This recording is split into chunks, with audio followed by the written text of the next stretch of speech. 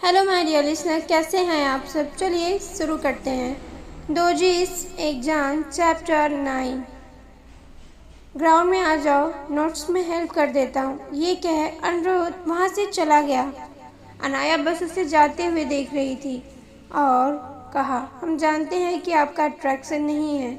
आपको भी समझ नहीं आ रहा कि आपके साथ क्या हो रहा है, कि आपकी फीलिंग्स ये कैसी हैं।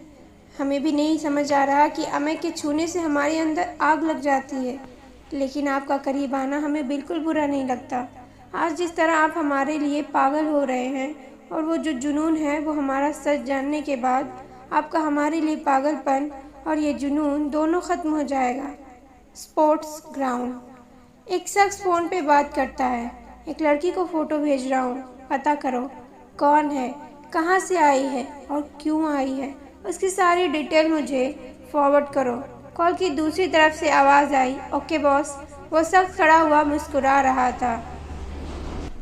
College campus. अनाया नोट्स लिए कैंपस में आई तो देखा अनिरुद्ध अपने दोनों हाथ फोल्ड किए हुए खड़ा है।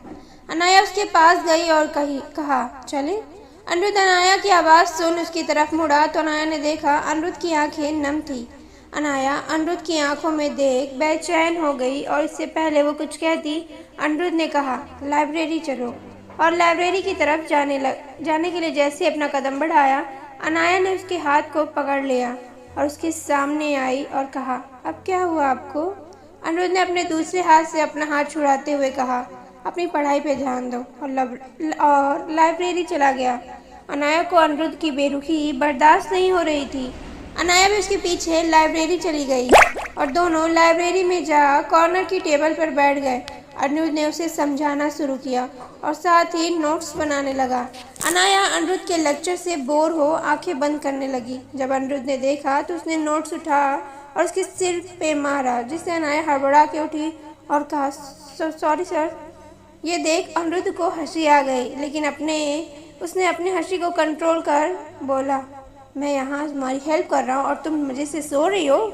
अनाया ने चिढ़ते हुए कहा, आपने हमें मारा क्यों, बताइए। आप बहुत बुरे हैं, बहुत बहुत बहुत बुरे हैं। हाँ मैं बुरा हूँ, क्या करोगी। हम भी आपको मारेंगे। अनिरुद्ध ने अपनी भौं चढ़ाते हुए कहा, तुम मुझे मारोगी। मुझे, अनिरुद्ध को। अनाया ने एटीट्यूड में कहा, हाँ हम आपको मारेंगे। और जैसे ही टेबल से उठी आगे बढ़ी, उसका पैर टेबल में फंस गया और वो जैसे ही गिरने को हुई, अनिरुद्ध ने उसे अपनी बाहों में थाम लिया। अनाया ने कस के अनिरुद्ध की शर्ट को पकड़ लिया और अपनी दोनों आंखों को बंद कर लिया। अनिरुद्ध ने उसे उठाया और खड़े कर कहा, जब तक मैं तुम्हारे साथ हूँ तुम्हें कभी गिरने नहीं दूंगा, और उसके माथे को चूम लिया। अनाया उसे अपनी बड़ी बड़ी आंखों से देख रही थी। तभी वहाँ अनाउंसमेंट हुई, सभी स्टूडेंट ऑडिटोरियम में आ जाए। अनाया ने अपनी नोट्स ली और जाने लगी तो अनिरुद्ध ने कहा, अनाया क्या मैं बहुत बुरा हूँ जो तुम मुझसे इतना दूर रहती हो। अनाया ने जवाब नहीं दिया और वो वहाँ से चली गई। अनिरुद्ध ने गुस्से में अपनी मुट्ठी भींच ली और दांत पीसते हुए कहा, बस बहुत हुआ, अब तो पागलपन दिखाने का वक्त आ गया है। अब तुम्हें अनिरुद्ध और उसकी सनक से रूबरू कराना होगा। अनाया जब क्लास में एंटर हुई और जैसे अपने नोट्स अपने बैग में रखे तो उसने देखा उसका फ़ोन वाइब्रेट हो रहा था। उसने तुरंत फ़ोन रिसीव किया तो उधर से एक गुस्से वाली आवाज़ आई, आप हैं कहाँ, आपका दिमाग ठीक तो है, आप कर क्या रही हैं, आप हमारा कॉल क्यों नहीं अटेंड कर रही हैं, ये मत भूलिए आप वहाँ किस लिए गई हैं, समझिए आप। अनाया ने गुस्से में जवाब दिया, जस्ट शट अप। हम जानते हम यहाँ क्या करने आए हैं और क्यों आए हैं, तो आप हमें मत बताइए। और हाँ, हमारी मर्जी, हम चाहे जो करें, और आप हमें यूँ बार बार कॉल मत करें। हमने अपना फर्स्ट स्टेप ले लिया है, सो डोंट वरी। दूसरी साइड से आवाज़ आई, हमने आपको ये बताने के लिए कॉल किया था कि कोई आपकी इन्फॉर्मेशन निकाल रहा है। अनाया ने शातिर मुस्कान लिए हुए कहा, तो निकालने दो, उसे ऐसी इन्फॉर्मेशन दो जिसके बाद उसे अपनी इस हरकत पर रिग्रेट हो, वो ब्लाइंड ट्रस्ट करे हमारे पे। दूसरी साइड से आवाज़ आई, वार्निंग समझो या रिक्वेस्ट, दिल मत लगा बैठना उससे, वरना। अनाया ने उसकी बात को काटते हुए कहा, हमने कहा ना, आप हमें मत बताइए हमें क्या करना है क्या नहीं। तभी अनाया ने अपने शोल्डर पे किसी का हाथ महसूस किया। एक पल के लिए वो जम गई। तभी उसके कानों में आवाज़ पड़ी, अनाया तुम यहाँ क्या कर रही हो। और तुम इतने गुस्से में किससे बात कर रही हो? अनाया ने खुद को संभालते हुए कहा, किसी से नहीं। तुम यहाँ क्या कर रही हो दिया? दिया ने कहा, यार मैं तुझे लेने आई थी, चल जल्दी। और अनाया का हाथ पकड़ उसे ऑडिटोरियम में ले गई। तभी अनिरुद्ध ने उसका दूसरा हाथ पकड़ उसे खींच लिया। ये देख, दिया ने कहा, ये क्या बदतमीजी है अनिरुद्ध? अनिरुद्ध ने जब दिया को देखा तो दिया उसके गुस्से से लाल चेहरे को देख सहम गई और अनाया का हाथ छोड़ दिया। अनिरुद्ध अनाया का हाथ पकड़ खड़ा हो गया। प्रिंसिपल आए और उन्होंने अनाउंसमेंट की कि कल दूसरे कॉलेज के स्टूडेंट्स आ रहे हैं फुटबॉल मैच कंपटीशन के लिए। कल एक वेलकम पार्टी ऑर्गेनाइज की जा रही है एंड कल ही फाइनल मैच होगा। सो हमारे कैप्टन को मैं यहाँ बुलाना चाहूँगा जो इस टीम को लीड करेंगे, अनिरुद्ध सिंह ओबरॉय। अनिरुद्ध अनाया को अपने साथ लिए स्टेज की तरफ बढ़ रहा था। ये देख पूरा कॉलेज शॉक हो गया। प्रिंसिपल ने कहा, अनिरुद्ध हमने आपको सिर्फ बुलाया है। ये सुन अनिरुद्ध माइक के पास जाकर बोला, students meet my girlfriend Anaya Singhania. ये सुन मौजूद हर शख्स शौक हो बस अनिरुद्ध और अनाया को घूर रहा था। ये सुन अनाया ने अपना हाथ झटक एक जोरदार थप्पड़ अनिरुद्ध के गालों पे लगा दिया। उस थप्पड़ की आवाज़ से पूरा ऑडिटोरियम गूंज उठा और सभी शख्स बस देखे जा रहे थे। और अनाया ने कहा, बकवास बंद करिए अपनी। अनिरुद्ध ने गुस्से में अपना कंट्रोल खो दिया और अनाया की कमर पकड़ उसे अपने करीब खींच लिया और उसे अपने होठ अनाया को होठ पे रख दिया और पैशनेटली उसे किस करने लगा। ऑडिटोरियम में मौजूद हर शख्स उन्हें अपनी आंखें फाड़ देख रहा था। बगल में खड़े प्रिंसिपल की नजरें झुक गई थी। अनाया अनिरुद्ध को दूर होने की नाकाम कोशिश कर रही थी, लेकिन अनिरुद्ध की सनक और जुनून के आगे आज अनाया की हिम्मत जवाब दे रही थी। अनिरुद्ध को जब एहसास हुआ कि उसने अपने गुस्से और सनक में क्या कर दिया, वो तुरंत अनाया से दूर हो गया और अनाया वहीं पत्थर की तरह खड़ी रही। अनिरुद्ध को एहसास हुआ कि उसने अपने पागलपन में ये क्या कर दिया। वो तुरंत अनाया के सामने घुटनों के बल बैठ गया और उसके हाथों को पकड़कर बोला, Anaya I am so sorry, मुझसे गलती हो गई। मैं ऐसा नहीं करना चाहता था। पता नहीं मुझे क्या हुआ और मैंने तुम्हारे साथ ये सब कर दिया। अनाया कुछ तो बोलो यार, ऐसे चुप मत रहो अनाया। अनाया ने अपना हाथ छुड़ाए और कहा वहाँ से चली गई। प्रिंसिपल ने डिसमिस बोला और सभी स्टूडेंट वहाँ से चले गए।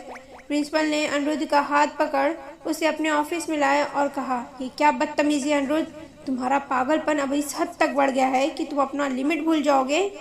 ये लास्ट वार्निंग है तुम्हारे लिए। इसके बाद कोई भी ऐसी घटिया हरकत की तो रेस्टिकेट कर दूंगा मैं तुम्हें। और जाओ जाके माफ़ी मांगो अनाया से। अनिरुद्ध चुपचाप वहाँ से निकल गया। अनिरुद्ध पागलों की तरह अनाया को पूरे कॉलेज में ढूंढ रहा था, पर उसे कहीं पर भी अनाया नहीं मिली। अब उसे अपने आप पर गुस्सा आ रहा था। अनिरुद्ध ने गुस्से में अपने हाथ को दीवार पे दे मारा और बार बार दीवार पे गुस्से में मारे जा रहा था। उसका पूरा हाथ खून से लथपथ हो गया था।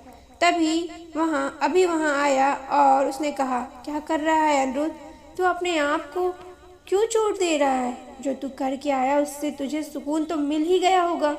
अनिरुद्ध ने गुस्से में उसकी कॉलर पकड़कर बोला, मैं नहीं करना चाहता था। मैंने गुस्से में अपना कंट्रोल खो दिया। मैं उसके साथ ये बदतमीजी नहीं करना चाहता था। मैं नहीं जानता मुझे क्या हो गया। अभी ने उसे देखते हुए कहा, तू अपने पागलपन और जुनून में उसे इतना हर्ट क्यों कर रहा है? अनिरुद्ध ने गुस्से में उसे छोड़ दीवार पे हाथ रख खड़ा हो गया। इस वक्त उसकी पीठ अभी की तरफ थी। अनिरुद्ध ने बोला, अभी अनाया कहाँ है? वो मुझे मिल नहीं रही। ये बोलते वक्त अनिरुद्ध की आंखें नम थी। अभी ने लंबी सांस लेते हुए कहा, अनाया इस वक्त टेरेस पर है। मैंने कुछ समय पहले उसे टेरेस पर जाते हुए देखा था। इतना सुनने के बाद अनिरुद्ध वहाँ से ऐसे भागा जैसे ही उसे कोई नूर मिल गया हो। वो भागते हुए टेरेस पर खड़ा हुआ। उसकी सांसें उखड़ रही थी, लेकिन अपने सामने अनाया को देख उसे ऐसा लग रहा था जैसे जिंदगी भर का सुकून मिल गया हो। उसकी आंखों में एक चमक थी, चेहरे पर एक सुकून था। अनाया की पीठ इस वक्त अनिरुद्ध की तरफ थी। वो रेलिंग पकड़ खड़ी थी। उसके चेहरे पर कोई एक्सप्रेशन नहीं था। अनिरुद्ध ने अपने कदम बढ़ा उसे पीछे से अपनी बाहों में भर लिया। अनिरुद्ध के अचानक अपनी बाहों में लेने से अनाया घबरा गई, लेकिन कुछ ही पल में उसे एक जानी पहचानी खुशबू का एहसास हुआ, जिसे उसे समझने में देर नहीं लगी कि ये कोई और नहीं अनिरुद्ध है। अनिरुद्ध ने अपने हाथों को उसके पेट के चारों तरफ घेरा बना लिया और अनाया के शोल्डर पर अपना सिर रखते हुए कहा, आई एम सॉरी बाबू, मैं आपको हर्ट नहीं करना चाहता था। अनाया अब भी खामोश थी। अनाया ने अपने हाथों से अनिरुद्ध के हाथों को अपने पेट से हटाने लगी। तभी उसे अपने हाथ पे कुछ गीला महसूस हुआ।